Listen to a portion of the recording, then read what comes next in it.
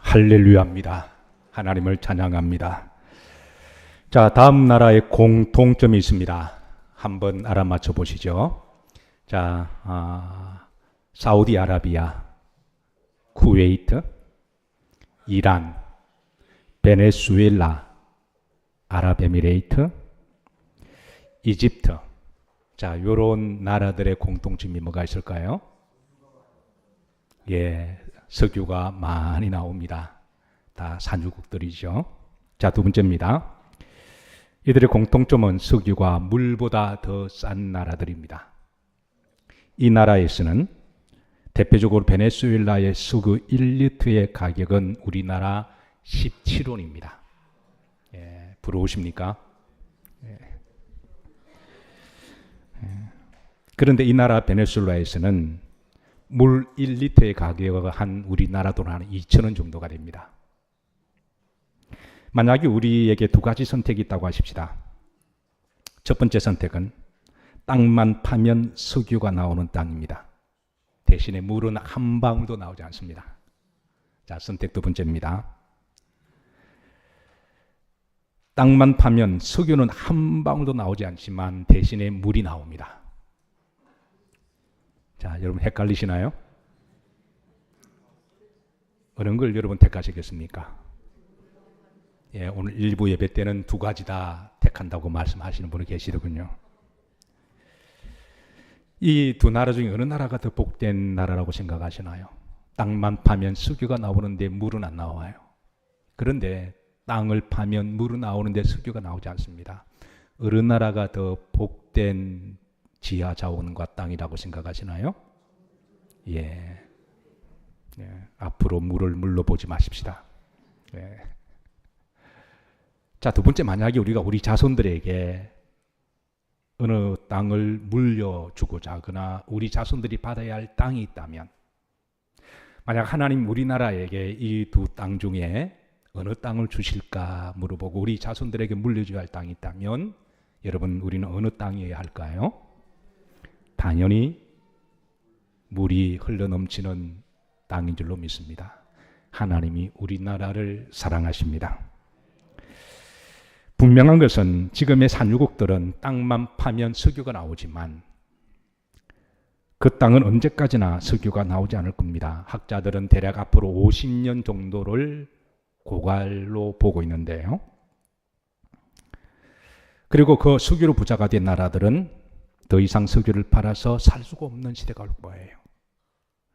사우디아라비아에서 처음에 사막의 땅에 석유가 발견되었을 때 그들이 뭐라고 함성한 줄 아시나요? 아싸라비아. 예. 지금 산유국들이 가장 큰 심각한 국가적인 문제가 뭐냐면 앞으로 이 석유가 끊어지면 뭘 먹고 살아갈 것인가. 저들은 만약에 석유가 나오지 않으면 저들은 아마 이 지구에서 가장 가난하고 빈국으로 변하지 않을까. 문제는 석유가 지금은 석유를 팔아서 물을 사오고 있는데 석유가 끊어지면 물을 어떻게 사올 것인가. 이거는 개인의 문제를 넘어서 그는 국가적인 문제로 큰 숙제입니다. 우리나라는 땅만 파면 물이 나오죠? 물이 나옵니다. 가만히 있어도 산에서 물이 흘러넘치고요. 산에서 물이 끊임없이 흘러서 시냇물을 만들고 시냇물은 강물을 만들고, 그래서 오늘도 저 제3 한강교 밑에는 강물이 흐르고 있습니다. 특별히 산속 깊은 곳에 가면 생수병보다도 더 맑고 몸에 좋은 물들이 철철 흘러넘치고 있습니다. 한때 우리는 늘 자원이 없는 나라라고 안타까워한 적이 있습니다. 그런데 알고 보니까 하나님 우리나라를 축복하신 거예요. 저 중동 지역에서는 하늘을 아무리 쳐다봐도 비가 오지 않습니다. 만약에 저들이 하늘에 비가 올 때가 가끔 있는데, 어떤 지역은 1년 내내 비가 오잖아요. 근데 이스라엘이 1년에 딱 2번 비가 오는 걸 이른 비가 늦은 비라 그러죠. 그럴 때 저들은 하늘을 향하여 춤을 춥니다. 어떤 농부는 큰 대자로 하늘을 향하여 입을 벌리고 그 한 방울 한 방울을 그렇게 입을 벌려서 받아먹는 농부도 있고요. 사랑하는 성도 여러분, 앞으로 하늘에서 비가 올 때마다 우리가 나가서 춤출 것까지는 아니겠지만 그래도 하나님께 감사하십시다. 여러분 혹시 물의 날이 있다는 사실을 아시죠? 아마 아시는 분이 많이 계실 거예요. 물의 날이 3월 22일로 유엔에서 정했습니다. 1993년에 이 물의 날을 제정한 이유가 이렇게 기록되어 있습니다. 인류가 갈수록 물이 오염이 되고 물이 부족하고 고갈되면서 앞으로 이렇게 물의 소중함을 모르고 관리하지 못하게 되면 인류의 큰 재앙이 될 것이다. 이게 이제 물의 제정을 한 이유로 기록되고 있어요. 유엔은 해마다 이 물의 날을 지정을 하고요. 물에 대한 여러 포럼을 열고 그리고 물평화회의를 개최하고 있습니다. 그리고 유엔에서는 이를 지키도록 각 나라마다 그렇게 권장을 하는데요. 올 한해 2024년도 유엔이 정한 물의 날의 주제는 평화를 위한 물이라고 주제를 정해줬습니다. 해마다 유엔에서 주제도 정해주고 또 이렇게 로고도 정해주는데 올해 로고가 이렇습니다. 느낌으로 봐도 물을 통하여 지구 형상을 만들고 있습니다. 물이 없으면 지구가 생존할 수 없음을 그렇게 알려주고 있죠. 그러고 나서 가운데 뭐가 있나요? 여러분 이걸 혹시 여러분 참새나 갈매기로 보는 분은 안 계시죠? 이거는 기본적으로 뭐다고요? 비둘기다. 성경의 비둘기 과정은 영적인 메타포가 있습니다. 비둘기는 뭘 상징하죠? 평화 그리고 성령을 상징하기도 하죠. 그러니까 그 밑에 이제 원래 주제가 평화를 위한 물이라고 정해주고요. 그 밑에 부제가 좀 있습니다. 보다 나은 미래를 위하여. 물의 파동, 물의 입자, 물의 영향력이라고 하는 그렇게 해서 부주제로 정해주고 있습니다.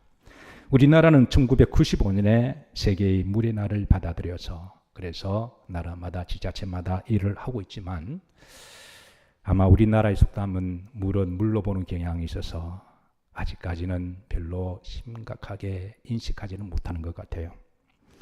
유엔의 보도자료에 따르면 해마다 물 부족과 물의 오염으로 질병으로 여러 질병들을 당하고 죽어가는 사람이 1년에 180만 명이라고 보고를 하고 있습니다.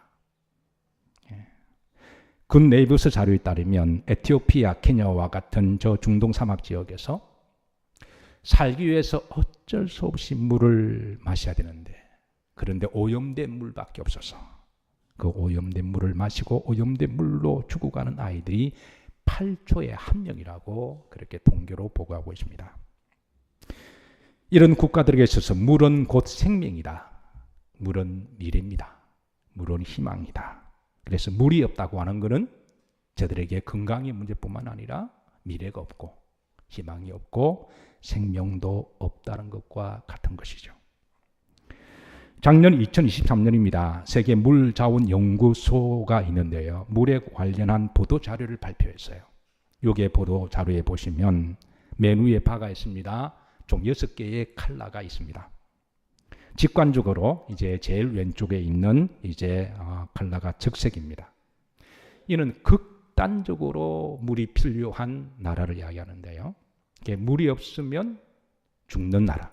물 때문에 각종 질병이 일어나고 물 때문에 싸우고 갈등하고 부족 간에 지역 간에 나라마다 전쟁까지 하는 나라가 25나라라는 거예요.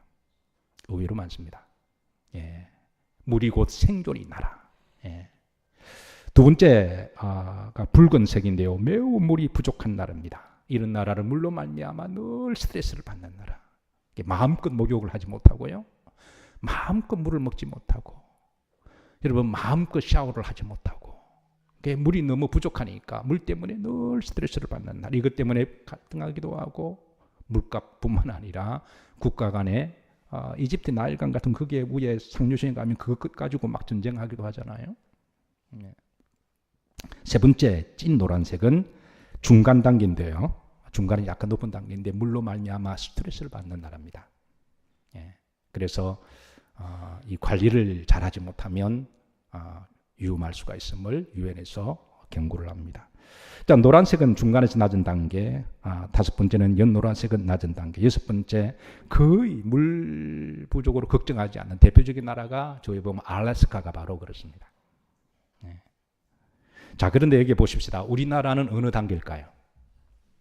우리는 얼핏 보면요, 물이 굉장히 풍족하고 물에 염려가 없는 것 같지만 유엔에서 보고하기를 우리나라는 세 번째 단계입니다. 그러니까 물로 인해서 스트레스를 받아야 한다는 거죠. 그러니까 물에 대한 경각심을 가지고 앞으로 물 관리를 잘못하면 물이 오염이 되기도 하고 나중에 이로 말미암아 문제가 될 수 있음을 그렇게 워닝하고 있습니다.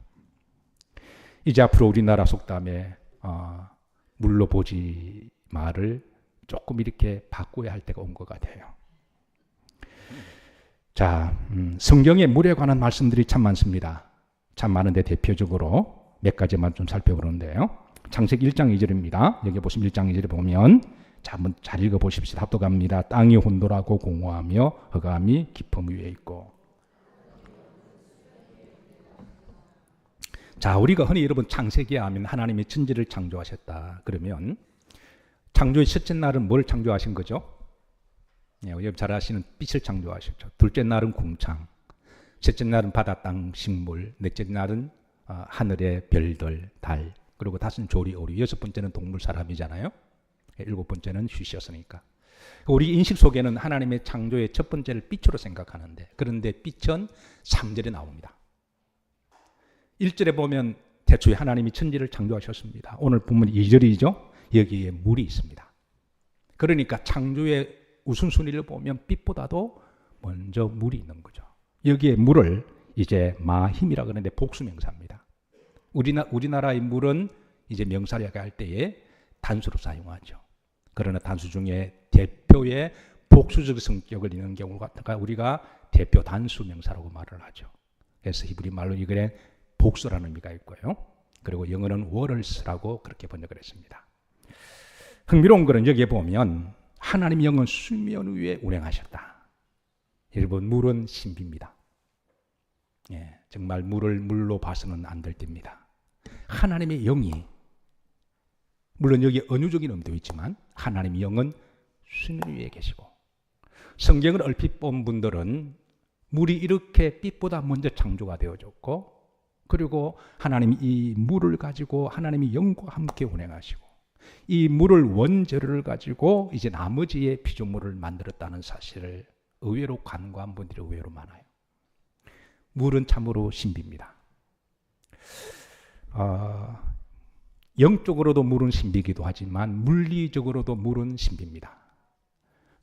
물에 대한 영적인 메타포나 은유나 계시는 그건 이제 목회자들이나 신학자들이 해야 될 일이죠. 목회자들이 여기에 대해서 이제 물을 통하여 주시고 영적 계시나 은유에 대해서는 이제 목사가 연구하고 여러분들에게 전해줘야 될 메시지라고 한다면, 저는 물리학자들이, 특별히 우리 크리스찬 물리학자들이 좀 많이 나와서 물리적으로도 물은 신비잖아요. 그렇지 않으신가요? 여러분, 우리가 흔히 많다 보니까 물은 물로 보지만, 근데 여러분, 물을 영어로 뭐라 그래요? 뭐라 그래요? 예, 셀프입니다. 식당에 가서 물 달라 그러면 셀프라고 이야기해줘요. 물의 분자 구조가 어떻게 되죠?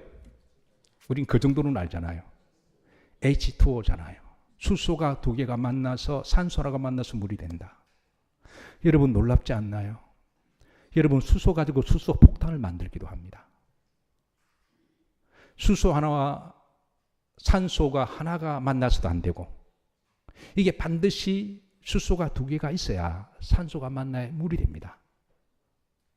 만약에 산소 하나에 탄소가 만나면 그건 독성이 있는 물질이 되는 거죠. 그런데 여러분, 이 산소가 수소 하나가 아니라 몇 개가요? 두 개가 만나야 물이 되는 놀라운 신비. 이거는 물리학적으로도 여러분 신비입니다. 저는 앞으로 우리 크리스찬들 중에 물리학자들이 많이 나와서 이 물의 신비를 밝히면 그 사람은 노벨 물리학상을 받지 않을까요?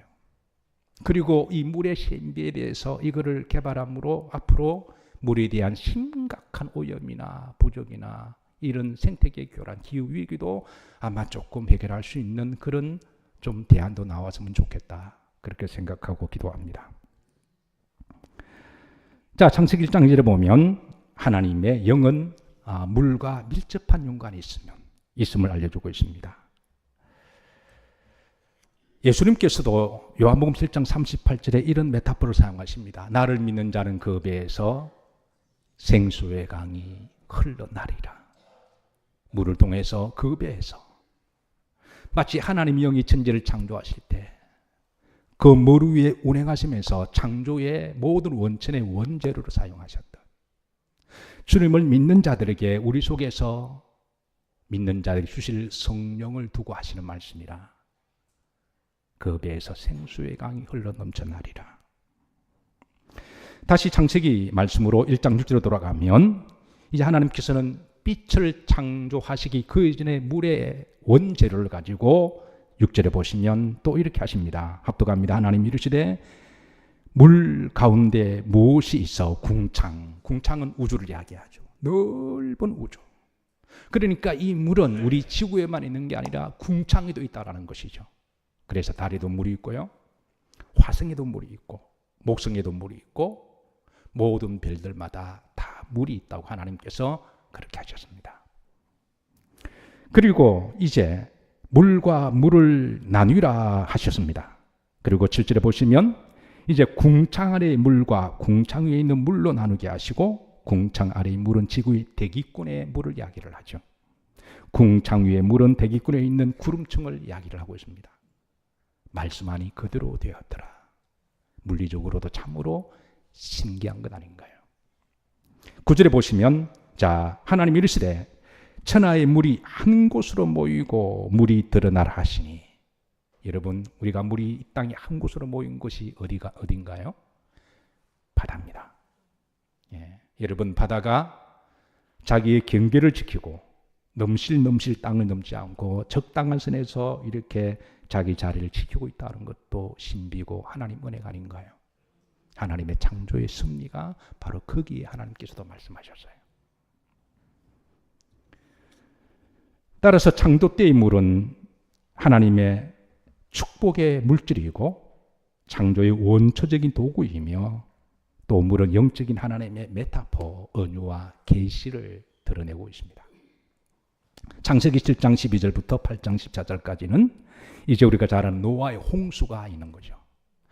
자, 이 하나님은 인간의 죄악으로 말미암아 불신앙이 가득했을 때에 하나님은 물을 가지고 심판의 도구로 사용하십니다.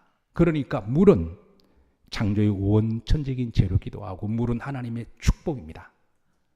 그러나 인간이 교만하고 각종 죄악으로 타락했을 때 심판의 도구로도 서시는 걸 우리들에게 보여주고 있죠.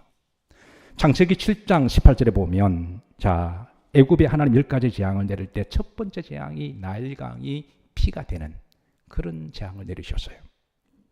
그 물에서 더 이상 고기가 살지 못하고 죽습니다. 물에서 냄새가 나고 오염이 됩니다. 사람들이 그 물을 더 이상 마실 수가 없어요. 악취가 나니까. 냄새가 나고 역겨워지고 오염이 된 거죠. 7장 20절에 보시면 그 물이 피로 변했다. 아마 나일강이 피로 변한 것은 물리적으로 나일강이 고기가 썩어 죽어 오염되고 악취가 나고 썩어가면서 아마 플랑크톤의 변화로 적조 현상이 일어난 것 같아요. 어쨌든 나일강의 물은 더 이상 먹지도 마시지도 못하는 물이 되었고 이 10가지 재앙 중에 첫 번째 재앙은 결국은 하나님에 대한 불신앙, 교만에 대한 하나님의 심판의 도구로서의 물이었습니다. 출애굽기 15장 23절에 보면 물은 자 15장 23절을 잘 아시는 말씀이죠. 합독합니다. 마라에 이르렀더니 그곳에 물이 서서 마시지 못하겠으므로 그 이름을 마라라 하였더라. 이스라엘 백성들이 광야 이정을 지나가다가 목이 너무 말랐어요.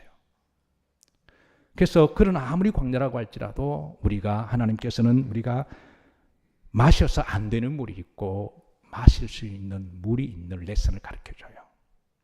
그러니까 물은 이렇습니다. 반드시 마셔야 되는 물이 있습니다. 이걸 우리가 성령의 생수의 물이라 그래요. 이걸 먹어야 우리는 그 배에서 생수가 흘러넘칩니다. 영적 기가를 당하지 않고요. 그리고 육체적으로도 마셔야 되는 물이 있죠. 그런데 마시지 말아야 할 물, 광야의 전 가운데도 하나님이 그 운물에게 이 물은 마시지 말란 말이야. 마라 그랬는데 저는 그거를 마셨습니다. 마셨더니 마라라는 말은 쓴 물이거든요. 예, 그래서 그걸 먹고 다 배앓이를 하고 그리고 오바이트를 합니다. 토하고 고통을 당해요. 하나님이 우리가 이 여정을 살아가면서 우리들에게 육체적으로 먹어야 될 물은 하루에 한 7잔 정도는 마시라고 이야기해요. 하루에 물은 섭취해야 된다. 그리고 반드시 먹어야 될 물은 생수는 마셔야 된다. 성령의 생수를 마시되 그러나 마시지 말라는 물은 여러분 드시지 마시기를 주의 이름으로 축복합니다. 마시면 썩고 토하게 만드는 물이 있습니다. 간을 손상하게 하고요. 나중에는 만병의 원인이 되어서 여러분 그 물이 어떤 물일까요? 예, 제가 술이라고 직설적으로 말은 하지 않겠습니다. 어쨌든 우리가 마시지 말아야 할 물들이 있어요. 자, 계시록 16장 3절에는 이제 천사가 7 대접 재앙을 계시를 경고를 해주고 있는데요. 바로 물재앙입니다. 3절 4절 보면 자, 천사가 그 대접을 받아 있으면 바다가 곧 죽은 자의 피같이 되고, 그러니까 물이 오염이, 바다가 오염이 되는 거죠. 바다 가운데 모든 생물이 죽고 셋째 천사가 그 대접을 강과 물건에 쏟으며 바다가 피가 되는, 그러니까 마지막 시대에 하나님의 마지막 재앙 중에 이 물의 재앙도 있을 것임을 우리들에게 계시를 해주고 있습니다. 자, 성경은 이 물을 통해서 우리 주시는 영적인 은유가 있습니다. 첫 번째, 창조의 피조물로서의 물입니다. 여러분, 하나님이 1절에 천지를 창조하셨어요. 2절에 창조물 중에 물이 있습니다. 그리고 3절부터 빛을 창조하십니다. 우리가 이 3절부터 알고 있죠. 그러나 빛 이전에 물이 있습니다. 그러니까 물은 하나님 다른 모든 창조에 이제 근원적인 하나님의 도구로 사용하시는 거죠. 두 번째입니다. 2절에 보면 창조에 하나님의 영과 밀접하게 관련되어 있음을 알려주고 있습니다. 하나님의 영이 물 위에 운행하신다. 이게 신비입니다. 그러니까 이게 영적인 신비는 목사들이 풀어야 되고요. 물리적인 신비는 물리적 은사를 주신 과학자들이 풀어야 할 목입니다. 물은 신비입니다. 물 한 방울을 우리가 현미경으로 미세한 힘이 보면 그 안에 놀라운 또 다른 우주가 있습니다. 물은 신비입니다. 셋째, 모든 생명체의 원천, 축복으로 물인데요. 창세기 1장 11절입니다. 하나님이 땅, 풀, 채소, 열매, 나무 이거를 뭐가 없으면 이게 못 자라나요? 물이 없으면 존재할 수가 없습니다. 하나님은 물을 통해서 모든 생명이 이렇게 자라게 하시고 열매를 맺게 하셨습니다. 사람도 마찬가지죠. 사람의 몸을 구성하는 게 75%가 물이라고 그러죠. 앞으로 여러분 사람을 물로 보지 마십시오. 제가 의도적으로 이 말씀을 자주 합니다. 왜냐하면 이제 나중에 결론적으로 말씀드리지만 우리 인식의 변화가 굉장히 중요한 거기도 하죠. 세포의 사람의 원형질은 95%가 물이라는 거예요. 그러니까 세포 95%가 물이라고 그럽니다. 그러니까 물이 없으면 우리는 생존할 수가 없습니다. 신명기 32장 1절에 보시면 물을 은혜로 비유하고 있습니다. 32장 1절에 보면 2절에 이어서 보시면 내 교훈은 빛처럼 내리고 내 말은 이슬처럼 맺히나니 그랬습니다. 여러분, 물은 하나님의 은혜입니다. 그리고 이사야 43장 3절을 보면 나는 목마른 자에게 물을 주며 물을 준다. 목마른 자에게 물을 주는 하나님. 시편 65편 10절입니다. 중반절에 보면 또 담비로 모롭게 하시고 부드럽게 하시고. 여러분, 물이 없으면 땅이 쩍쩍 갈라집니다. 거북이 등 가죽 갈라지듯이 쩍쩍 갈라집니다. 사람도 은혜가 없으면 그 마음이 쩍쩍 갈라져요. 아무리 성품이 좋은 사람도요, 믿음 좋은 사람도 하나님 은혜가 사라지면 자기도 모르게 날카로워지고요. 그리고 짜증이 나고요. 기쁨이 사라져요. 근데 아무리 성격이 고약한 사람도 하나님 은혜가 축축하게 내리면 그렇게 성격이 까탈스럽고 까다롭고 맨돌카보다 예리한 사람이 부드러워집니다. 그래서 주님께서는 온유한 자가 뭐가 있다고요? 복이 있다. 사랑하는 성도 여러분, 혹시 내가 언제부터인지는 모르지만 내 마음속에 주라해지거나 아니면 뭔가 짜증이 나거나 원망이 생기거나 아니면 불평이 생기거나 구원의 기쁨이 사라지거나 행복이 없다면 내 속에 영적인 기가를 당한다고 점검하셔도 될 것 같아요. 여러분, 하나님 은혜를 사모하십시다. 하나님은 은혜를 사모하는 자들에게 은혜의 담비를 내려주세요. 우리는 율법으로 살아갈 수가 없어요. 율법으로 살면 똑똑한 것 같은데요, 결국은 싸움밖에 없습니다. 우리는 은혜로 살아가야 할 사람들이죠. 노벨 평화상을 받은 윌레 소양카라고 하는 사람은 물에 대해서 이렇게 강조했습니다. 물은 은혜를 한 방울씩 나누어 주는 하나님이다. 예, 물을 신격화시키는 것은 아닙니다. 예, 이 사람이 그 정도의 물에 대한 소중함과 물의 은혜를 강조하기 위해서. 그러니까 1장 2절에 하나님의 영은 수면 위에 운행하시더라. 물과 뗄 수 없는 이 생명의 창조와 영광성에 대해서 하나님은 은혜의 물을 믿는 자들에게 한 방울씩 한 방울씩 내려주시고 온 대지를 살리기 위해서 하나님은 땅에 물을 주시는 하나님이시다. 물은 말씀으로 비유가 됩니다. 에베소서 5장 26절입니다. 합독합니다. 이는 곧 물로 씻어 말씀으로 깨끗하게 하사. 아모스 8장 11절입니다. 마지막 때 영적 기근이 있을 거다. 마실 물이 없어 아니요, 먹을 양식이 없는 게 아니라 하나님의 말씀을 듣지 못하는 기갈이라. 여러분, 사랑하는 성도 여러분, 어떤 사람은 뭐 신앙도 필요 없고 믿음도 필요 없고 말씀도 필요 없고 뭐니 해도 돈이 최고고 세상에 이런 물질적인 최고라 그렇게 알고 살아가는 사람들, 언젠가는 그 영의 갈증을 만날 거예요. 마지막 시대에 이 영적 갈증을 당하게 되면요, 나중에는 돈도 싫어지고요, 사는 것도 싫어지고, 그래서 나중에는 어떤 재앙을 만날 줄 모릅니다. 마지막 시대에 주께서 미리 말씀하셨습니다. 여러분의 마음의 심령 우리 모두가 다 영적 기가를 당하지 않도록 하나님의 말씀으로 가득 채우시기를 주의 이름으로 축복합니다. 예. 이걸 우습게 여겼다가 물을 물로 여겼다가 나중에는 정말 영적 기근을 당합니다. 성령을 상징합니다. 요한복음 4장 14절에 내가 주는 물을 마시는 자는 영원히 목마르지 아니하리라.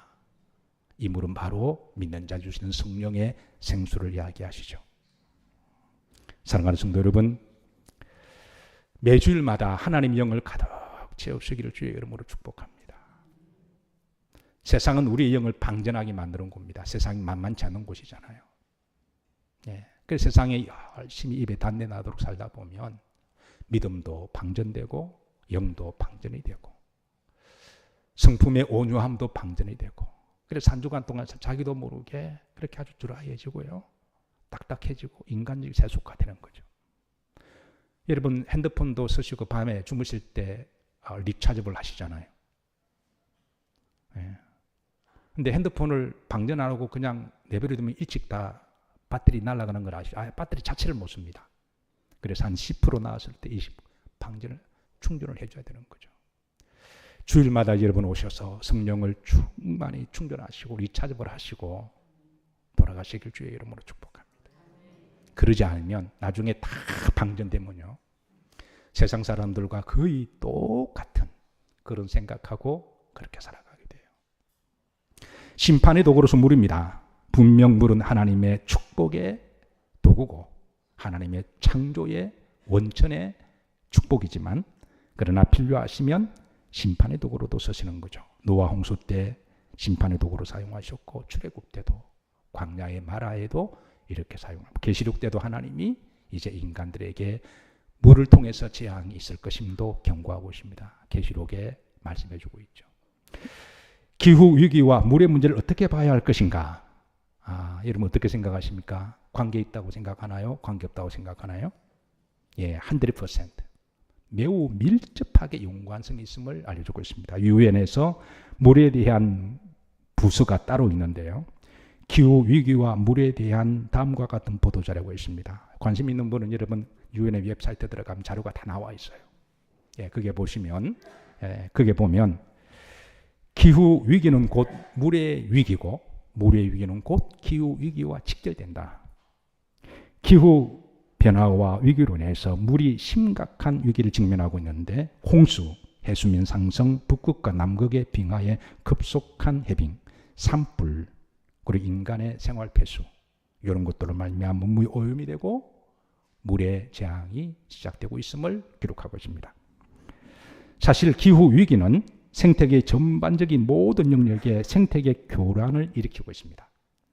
이 생태계의 교란은 워낙 서서히 일어나기 때문에 우리가 인식을 잘 하지 못하지만 그러나 이게 언젠간 이게 물리적으로 드러나게 되면 그때는 이미 늦었다라는 거예요. 이게 마치 여러분 대장암과도 비슷하다 그럽니다.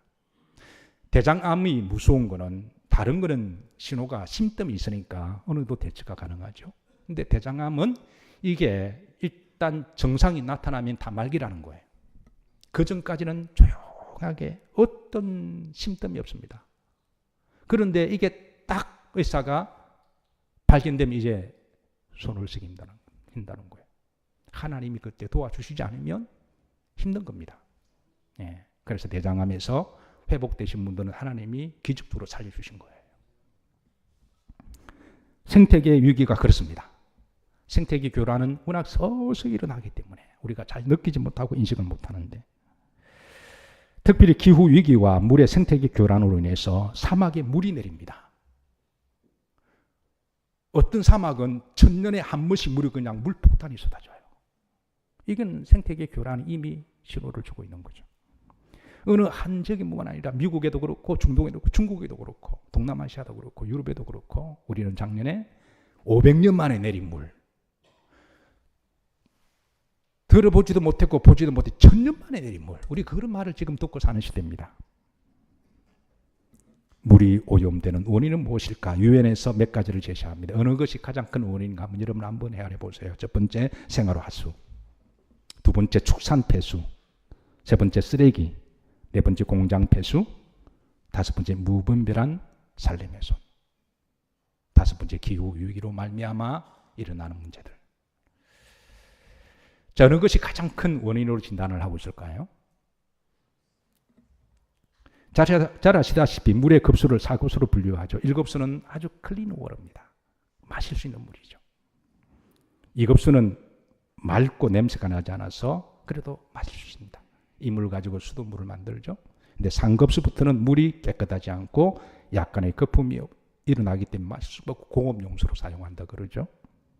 4급수는 오염이 되어 각종 유해한 바이러스 균들이 있고 악취가 나며 이는 좀 마시면 안 됩니다. 광야에 마라의 쓴물이 이게 4급수 이상 되지 않을까 생각하는데요. 자, 여러분 잘 아시지만 하도 많이 보셔서 아프리카 아이들이 마시는 물은 몇 급수일까요? 한번 보시죠. 여러분 뭐 잘 아시는 워낙 이런 부분들이 많이 퍼져 있어서